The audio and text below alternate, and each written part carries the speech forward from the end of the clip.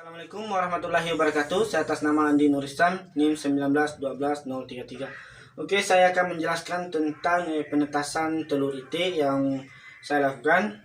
Oke, yang pertama saya adalah proses dari pembuatan dari mesin tetasnya itu sendiri. Ini adalah mesin tetas yang sudah utuh. Inilah yang saya gunakan dalam penetasan. Oke, yang langkah pertama itu adalah menyiapkan papan yang kita butuhkan. Setelah itu kita mengukur dengan sesuai panjang yang kita inginkan.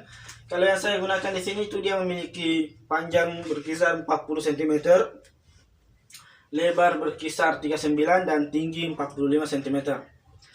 Oke, setelah semua papan kita potong sesuai ukuran yang kita inginkan, maka kita satukan menggunakan paku hingga berbentuk kotak seperti ini. Setelah dia selesai berbentuk kotak, jangan lupa untuk menyiapkan ventilasi udara. Di sini saya menggunakan 3 buah ventilasi udara di bagian atas. Saya berada di posisi kiri, tengah dan kanan pojok. Oke. Setelah itu siapkan 2 lubang kecil untuk satu sebagai kawat yang itu dilewati oleh kawat pengatur suhu serta kawat untuk termostat untuk terhubung ke lampu atau fitting nanti. Oke, setelah semua selesai kita telah memasang juga kita sudah memasang fitting di dalam. Di sini saya menggunakan 4 buah fitting karena di sini agak lebar, jadi kita menggunakan 4 buah bohlam. Oke, setelah itu kita pasang termostat. Oke, setelah termostatnya sudah terpasang, kita bisa tes termostatnya. Kita lihat. Oke, ternyata menyala, berarti termostat menandakan bahwa termostat bagus. Oke, dan yang hal juga yang tidak boleh kita lupakan itu pada saat memotong mesin adalah membuat 2 buah batang kayu sebagai penyangga rak telur. Oke, rak telur buatan yang kita gunakan itu dia seperti ini modelnya. Ini berkisar panjangnya itu dia sekitar panjangnya di sini dia sekitar 38, sedangkan lebarnya berkisar 37. Oke, setelah itu kita buat begini. Yang ini untuk telurnya ini dari kawarang. Untuk yang saya gunakan ini dia muat sebanyak 28 telur itik. Jadi ini sampai itu muat 28 telur itik. Oke, setelah semua sudah siap, maka mesin tetas sudah siap digunakan. Oke, selanjutnya yang perlu kita perhatikan juga sebelum penetasan itu adalah jenis telur yang kita tetaskan. Oke, jenis telur ini itu jamin bagus tidaknya suatu telur. Kita itu harus memperhatikan beberapa hal. Yang pertama itu sumber telur kita mendapatkannya.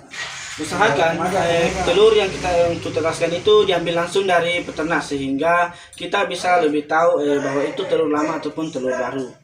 Oke, itu adalah lama penyimpanan telur. Yang kedua adalah lama penyimpanan telur, di mana telur yang sudah lama disimpan itu akan agak susah untuk menetas. Nah, pastikan sebelum menetas itu adalah menggunakan telur yang masih baru. Untuk penetasan saya saat dulu itu kami menggunakan telur yang langsung saya dapatkan dari peternaknya langsung, dan adapun yang saya beli itu pun dibeli di daerah pasar yang memang masih baru juga, dan saya bilang masih sangat baru datang karena itu memang telur yang sengaja dipasang. Terus hal lainnya adalah perhatikan dari jenis warna telurnya. Telur yang cenderung berwarna hijau itu biasanya agak susah untuk ditetaskan. Usaha kalau ingin untuk lebih mudahnya untuk penetasan, usahakanlah memilih telur yang berwarna agak putih karena itu jauh lebih mudah untuk ditetaskan. Adapun kalau yang saya tetaskan untuk saya dulu itu dia ada 2 macam, itu ada yang berwarna putih dan berwarna hijau, dan memang untuk yang berwarna putih itu memang jauh lebih banyak yang menetas ketimbang yang berwarna hijau. Selain daripada itu untuk adapun yang saya tetaskan itu dulu untuk telurnya itu dia untuk beratnya itu yang paling ringan itu ada 43 gram, sedangkan yang paling berat itu ada 67 gram. Oke, selanjutnya saya akan memaparkan tentang masa pemasukan telur hingga untuk siap untuk menetas.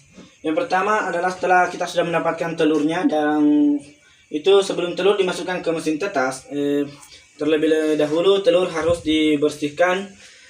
Terlebih dahulu kita harus membersihkan telur menggunakan alkohol yang digusur dengan tisu secara perlahan.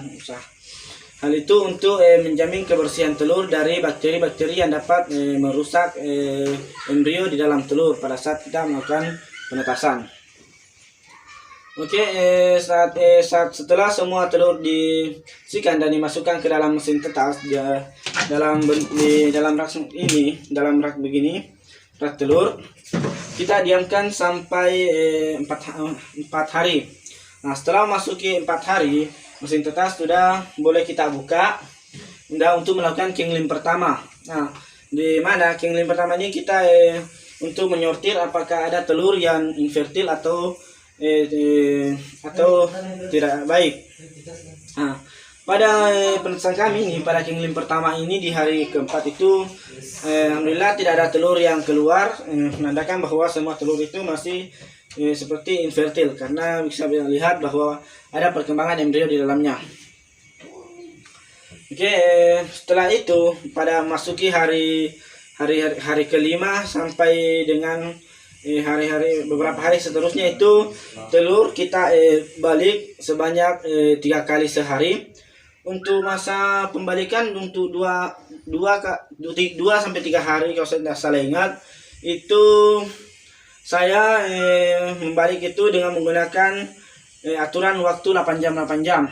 Jadi saya membalik telur dengan posisi waktu, jarak waktu itu 8 jam dan 8 jam. Oke, setelah itu karena referensinya saya dapatkan mengatakan bahwa pada saat malam suhu sudah mulai stabil, bahkan telur sudah tidak perlu dibalik pada saat malam. Maka pada saat itu saya membalik hanya di pagi, siang, dan sore. Dimana untuk paginya itu berkisar antara jam 7 sampai jam 8. Untuk siang berkisar jam 12 sampai jam 1. Sedangkan sore itu berkisar antara jam 5 sampai dengan jam 6. Begitu seterusnya sampai hari ke-15. Hari ke-15 dilakukan kingling kedua. Nah, dimana pada kingling kedua ini satu telur itu keluar karena pada saat saya lakukan penyintiran itu ternyata kuning telur pada telur tersebut hancur dan embrionya mati. Nah, hancur di situ dalam telur itu ternyata infertil. Oke, dan begitupun hari-hari selanjutnya saya melakukan itu dengan pembalikan 3 kali sehari seperti sebelumnya, pagi, siang, dan sore, sampai memasuki hari ke-24.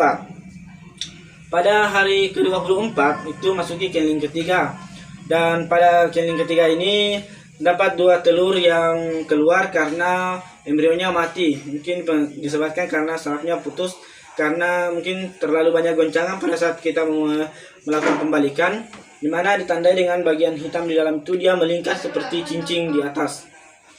Oke, terus setelah kingling ketiga dilakukan, mesin tetas ditutup dengan rapat hingga sambil menunggu telur menetas.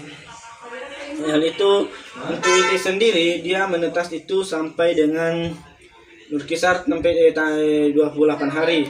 28 hari.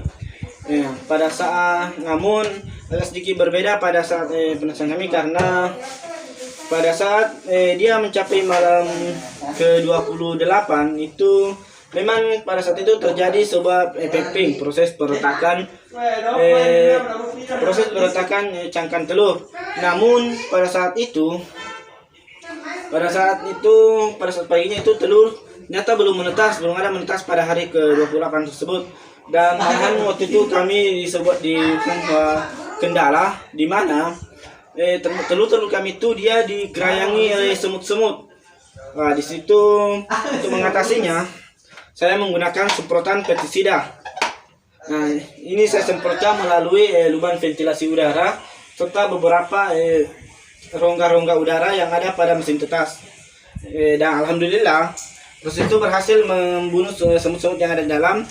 Dan padahal mencapai hari malam ke-29 itu saya memperhatikan kembali dari jendela kaca mesin tetas. itu yang pepin di situ sudah semakin banyak, dan alhamdulillah pada saat hari ke-29 tepatnya mungkin sekitar jam setengah 3-an ke atas itu sudah terdapat satu yang menetas, dan pada saat disusul pada saat malamnya 3, dan pada hari ke-30 dan seterusnya sudah banyak yang menetas, hingga pada hal itu kita masih diamkan dari hari ke-29 itu saya masih diamkan sampai 4 hari ke depannya. Itu pada hari ke-4 itu dari setelah ada penetasan pertama, saya sudah baru membuka telur dan seraya menghitung berapa telur yang menetas. Dan setelah itu ternyata jumlah telur yang menetas itu adalah sekitar 15, namun ada 2 telur yang ternyata sudah pepin, dimana disitu saya lihat yang satu itu sudah mau keluar kepalanya, sedangkan satu lagi masih keluar paruhnya.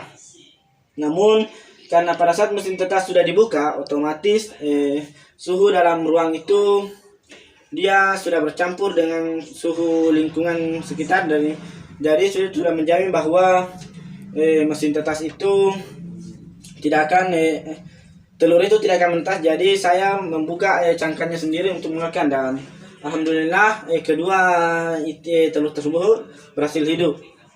Oke, selain daripada itu ada sebuah kendala lagi yang kami hadapi selama proses penetasan, yaitu yang pertama adalah masalah air dalam wadah yang kami simpan untuk sebagai penjaga kelembaban. Itu pada saat proses pepin di hari ke 31, dimana pada saat itu dia masih banyak sekali yang peping, wadah tersebut mengalami kekeringan. Nah, dimana pada saat wadah kering, otomatis suhu dan kelembapan di dalam akan sangat menurun. Nah, hal itu akan membuat telur tidak bisa menetas. Nah, situ saya mengalami sebuah masalah problem, dimana jika saya membuka mesin tetas, otomatis dia suhunya akan tercampur dan telur tidak akan menetas. Dan apabila saya tidak membuka, maka sama saja bahwa telur juga tidak akan menetas. Di situ saya sedikit berinisiatif untuk menggunakan spoit suntikan. Saya menyuntikkan itu air ke dalam wadah melalui lubang-lubang